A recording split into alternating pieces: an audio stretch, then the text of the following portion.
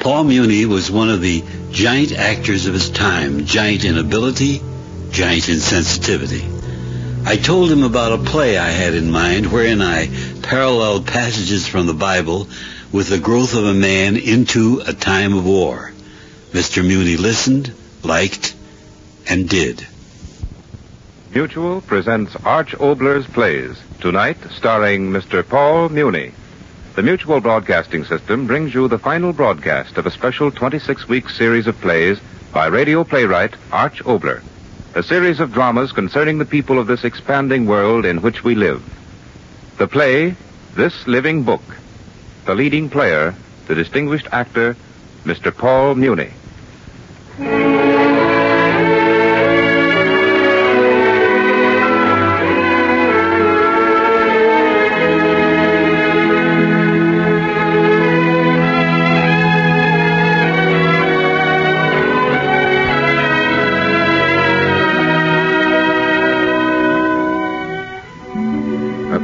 Of the people said this.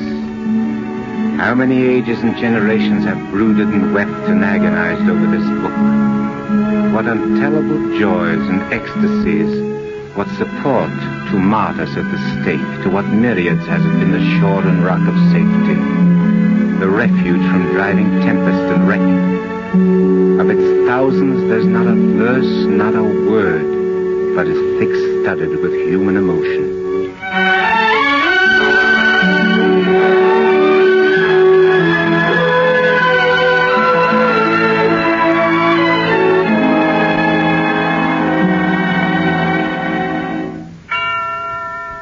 In this time of the testing of human values, the book is a part of the undercurrent of life, a stream of cultural treasure linking the past with the life stream of each man of decency.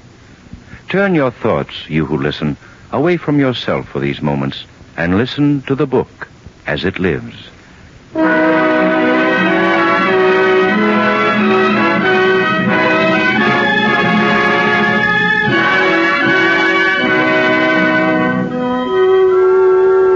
In the beginning, God created the heaven and earth, and the earth was without form and void, and the darkness was upon the face of the deep, and the Spirit of God moved upon the face of the waters. And God said, "Let there be light." And there was light. And God saw the light, that it was good. And God divided the light from the darkness.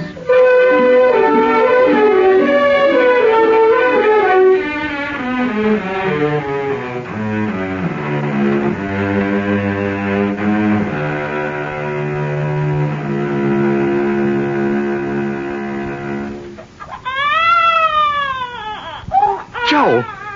Yes? Joe, it's a boy. Atta boy, Joe.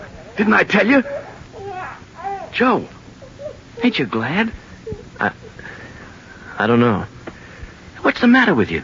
If I say it to you, I won't say it to her, and it's better that way. I didn't want this kid, Fred. I didn't want it because every time I felt my empty sleeve and then read the headlines, I said to myself, no kid, no. Let the world go to the devil where it belongs. 1919, war only over 1 year. And already they've forgotten all the fine words that sent me over there. Already they're grabbing and conniving and cheating and...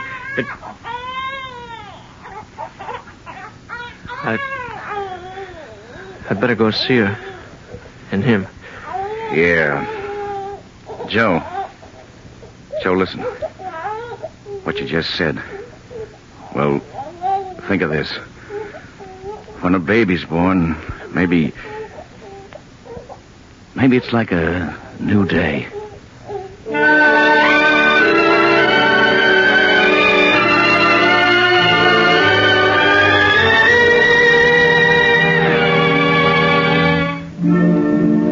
And God saw that the wickedness of man was great in the earth, and that every imagination of the thoughts of his heart was only evil continually. And it repented the Lord that he had made man on the earth, and it grieved him at his heart. And the Lord said, I will destroy man whom I have created from the face of the earth, both man and beast and the creeping thing and the fowls of the air, for it repenteth me that I have made them. But Noah found grace in the eyes of the Lord. Noah was a just man, and Noah walked with God. And God said unto Noah, The end of all flesh is come before me, for the earth is filled with violence through them. And behold, I will destroy them with the earth. Make thee an ark. Thus did Noah, according to all that God commanded him, so did he. And the Lord said unto Noah, Come thou and all thy house into the ark, for thee have I seen righteous before me in this generation.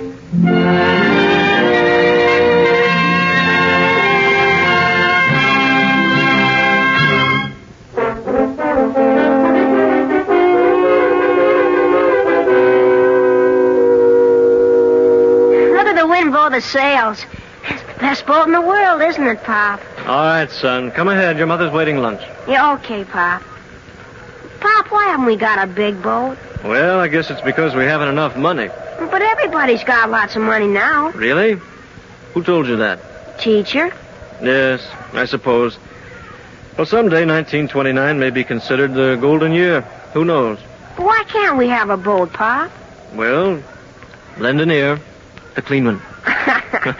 Now, suppose it was a bright sunny day like this, and everybody was laughing and having lots of fun, but you felt there was a storm coming up that would blow away everything that wasn't strong and honest.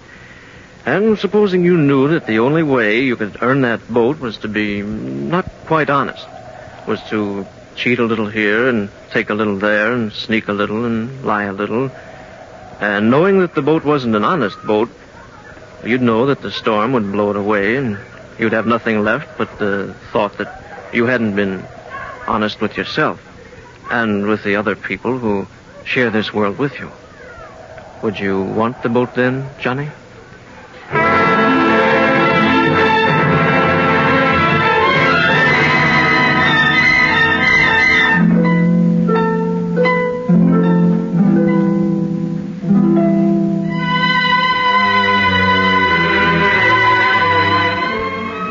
To whom shall I speak and give warning that they may hear? Behold, the word of the Lord is unto them a reproach. They have no delight in it. Therefore I'm full of the fury of the Lord. I'm weary with holding in. I will pour it out upon the children abroad and upon the assembly of young men together. For even the husband with the wife shall be taken, the aged with him that is full of days, and the houses shall be turned unto others, with their fields and wives together. For I will stretch out my hand upon the inhabitants of the land, saith the Lord. For the least of them, even unto the greatest of them, every one is given to covetousness. Every one dealeth falsely, saying, Peace, peace. Then there is no peace.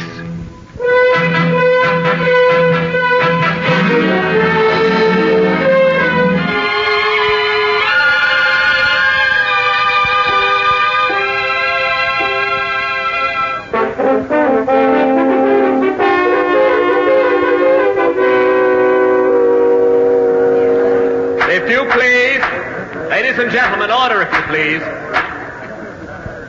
Would the gentleman in the audience who just spoke state his name? John Eli Adams. John Eli Adams. Yes, we were quite sure it wasn't Quincy.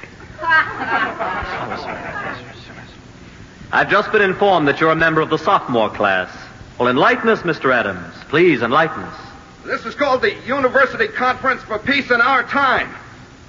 You're talking no war. Well, what you're really saying is I'm 18 or 19 or 20 and I'm just beginning to live in this world.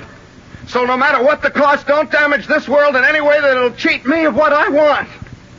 But I tell you, gentlemen, the cost of peace in your time is too much for even you or me to pay. Sure, I'm 18 and sure I want a chance at loving and having and being. But not at the cost of men and women hunted like animals. How dare we, the young, expect peace in our time when there is no peace in the world?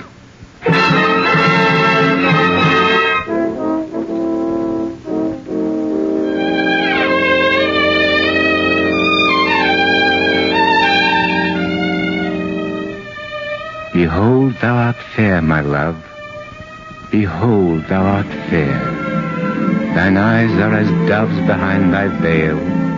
Thy hair is as a flock of goats that lie along the side of Mount Gilead. Thy teeth are like a flock of ewes that are newly shorn, which are come up from the washing, whereof every one hath twins, and none is bereaved among them. Thy lips are like the thread of scarlet, and thy mouth is comely.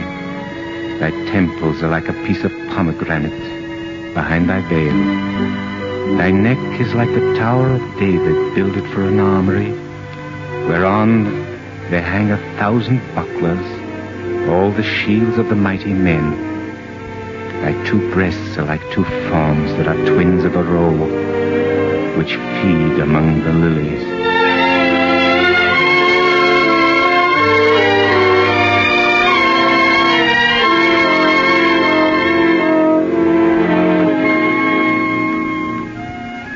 Until the day be cool and the shadows flee away, I will get me to the mountain of myrrh and to the hill of frankincense. Thou art all fair, my love, and there is no spot in thee. Come with me from Lebanon, my bride.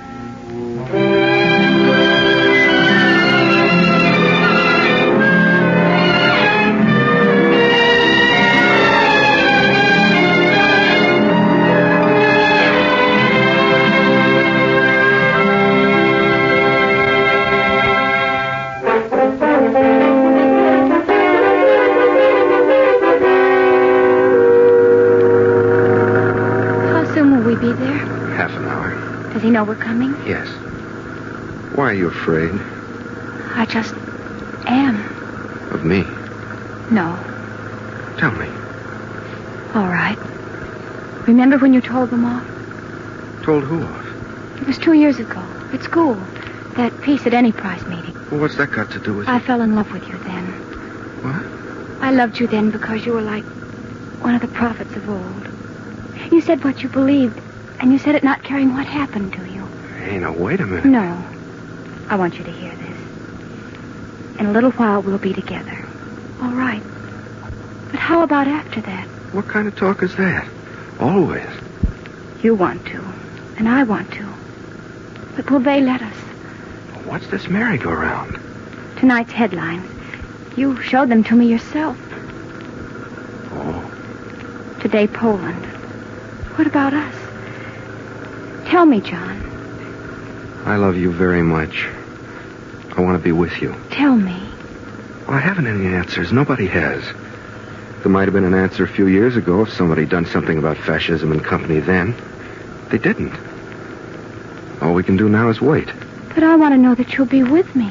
War or peace, either way, there's no answer to that. You know, Vicky, What? all these miles, you know what I've been thinking? What? About love. Hmm? And loving.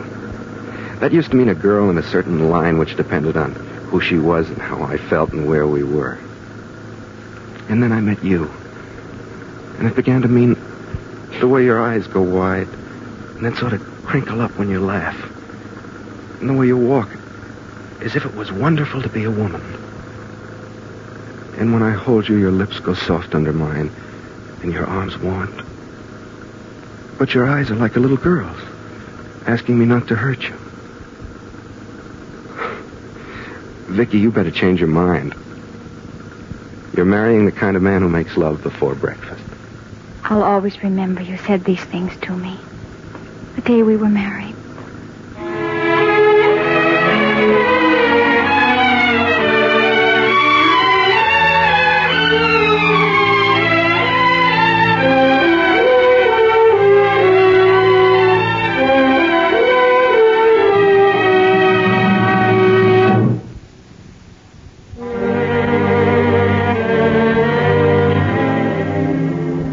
Righteous art thou, O Lord, when I plead with thee. Yet let me talk with thee of thy judgments. Wherefore doth the way of the wicked prosper? Wherefore are all they happy that deal very treacherously? Thou hast planted them. Yea, they have taken root. They grow. Yea, they bring forth fruit. Thou art near in their mouth and far from their reins. But thou, O Lord, knowest me. Thou hast seen me and tried mine heart toward thee. Hold them out like sheep for the slaughter, and prepare them for the day of slaughter. How long shall the land mourn, and the herbs of every field wither, for the wickedness of them that dwell therein?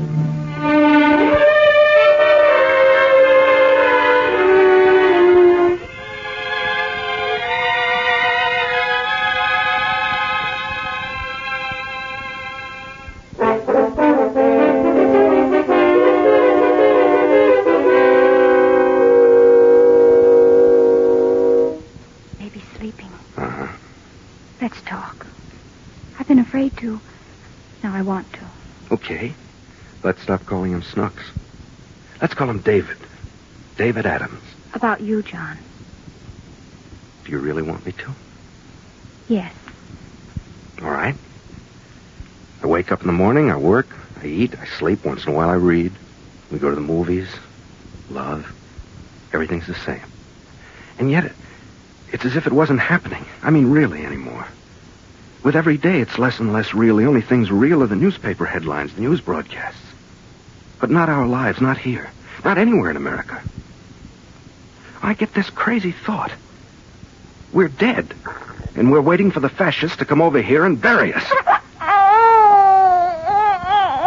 I'm sorry. No, I guess I was holding him too tight. I'm sorry, darling. Sleep. Just sleep. You wanted me to talk. I wanted you to. John, of course I've known what's been wrong. Have you? How quickly babies fall asleep. For the last few years, you've been thinking and suffering because you've understood how everything the Germans have done has been part of a terrible plan. All right. So I'm smart.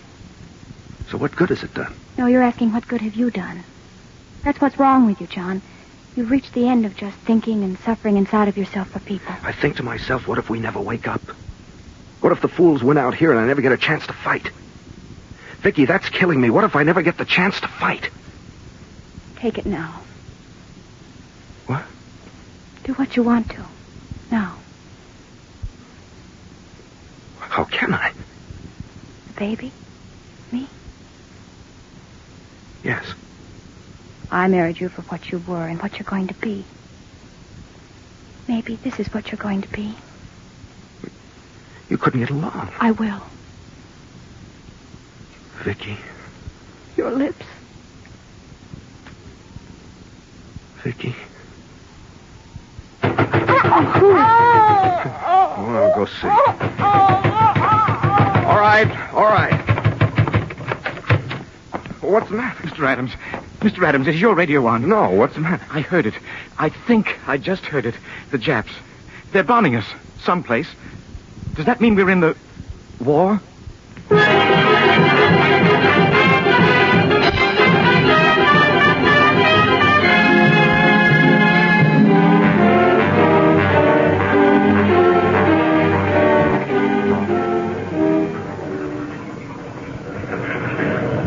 How is it, John? All right, Chaplain.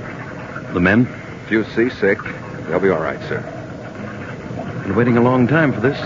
Yes, sir. First invasion barge to get to the continent. That'll be all right, Captain. Right, sir. You're married, aren't you, John? Yes, sir. Of course. You showed me a picture of your wife and child. Strange. Ever since we started over the channel, all I can remember is something from the book. Something I used to say to myself back in the days when I doubted whether America would ever wake up to the fight. I have trodden the wine press alone, and of the people there was none with me. For I will tread them in mine anger and trample them in my fury, and their blood shall be sprinkled upon my garments, and I will stain all my raiment. For the day of vengeance is in mine heart. and the year of my redeemed has come. And I looked, and there was none to help me. And I wondered that there was none to uphold. Therefore mine own arm brought salvation to me. And my fury, it upheld me. You said it, too. Yes. And now the greatest crusade of men in history. I'd call it a prayer. Prayer, I don't... This whole invasion, Chaplain, it is a prayer. A prayer and a promise. A prayer to God to help us destroy the evil. And a promise to God that once it is destroyed, we'll never let it happen again. I saw a paper from home. There are a lot of people saying that the peace is already lost, that what we win will be destroyed by selfish groups of selfish men. I can't believe that. I won't believe it. I have faith, Chaplain, in people, in the living God that's in them. One more minute, men. I've thought of this minute. I have too. Chaplain, sir, will you pray for us? Yes, of course, soldier. No. John, you say it. I? Yeah. All right. Our Father which art in heaven, hallowed be thy name. Thy kingdom come, thy will be done.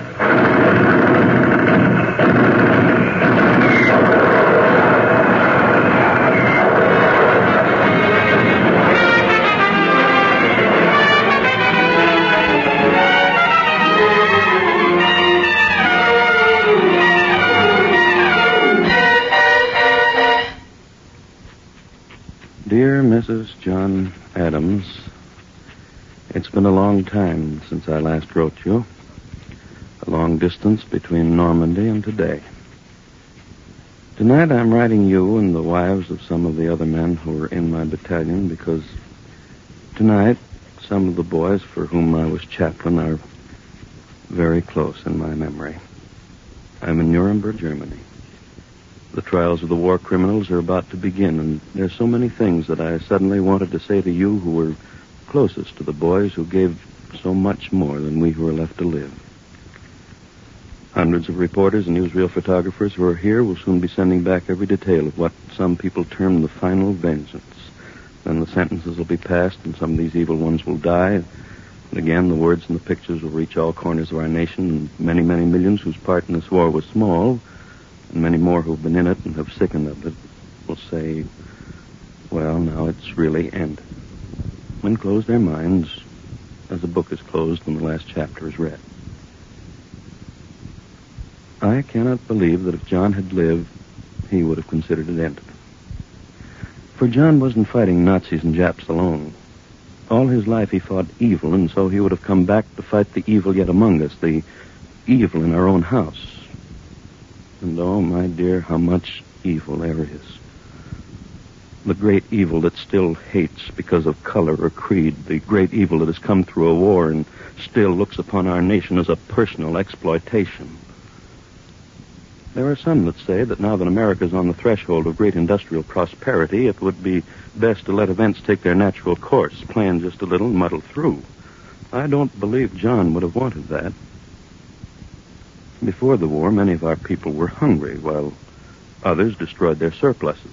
Millions were unemployed, and worst of all, there was little zest for life and liberty, no driving principle or policy to make the citizens from all corners of our country proud to be citizens and brothers under a sun that might illuminate a hopeful future.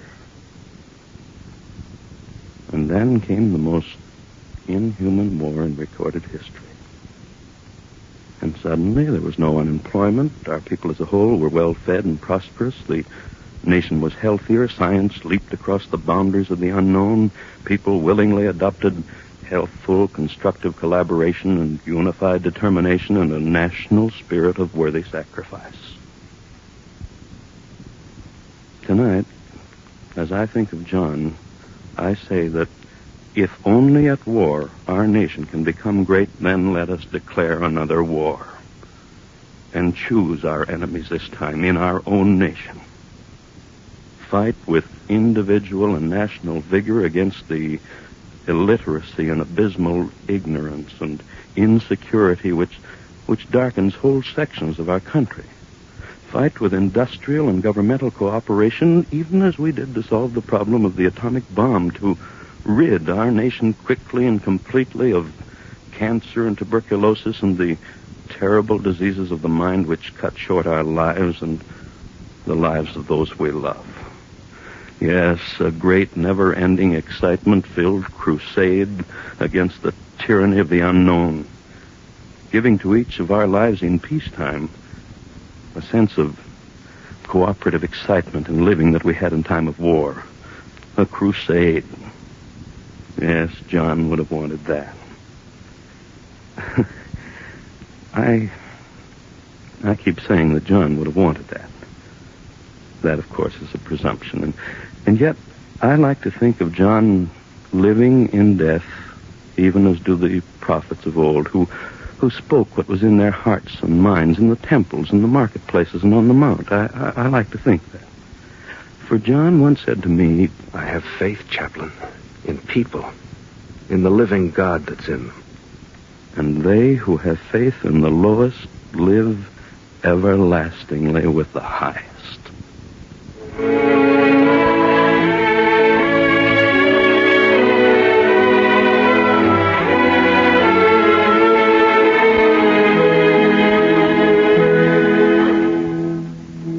Lord, thou wilt ordain peace for us, for thou hast wrought all our works in us.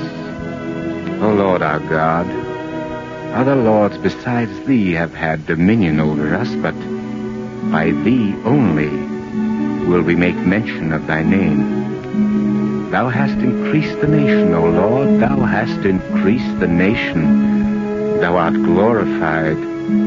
Thou hadst removed it far unto all the ends of the earth.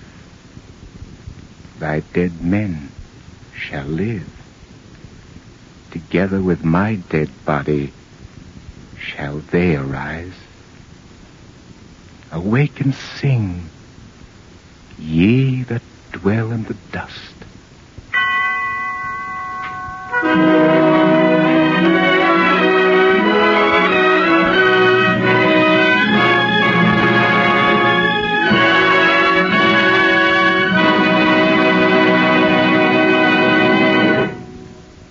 Ladies and gentlemen, you have just heard Mr. Paul Muni in Arch Oboler's play, This Living Book.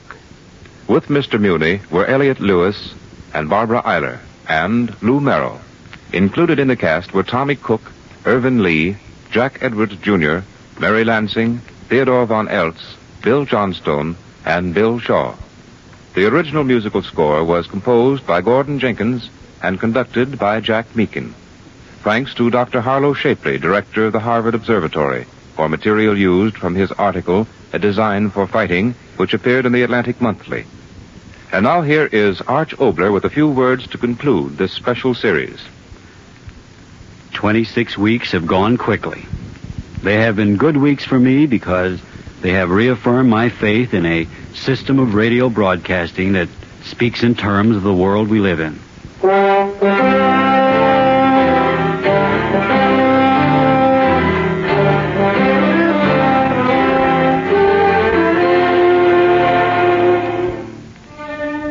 And so concludes the final broadcast of the special 26-week series of plays written, produced, and directed for the Mutual Broadcasting System by Arch Oboler. This is the Mutual Broadcasting System.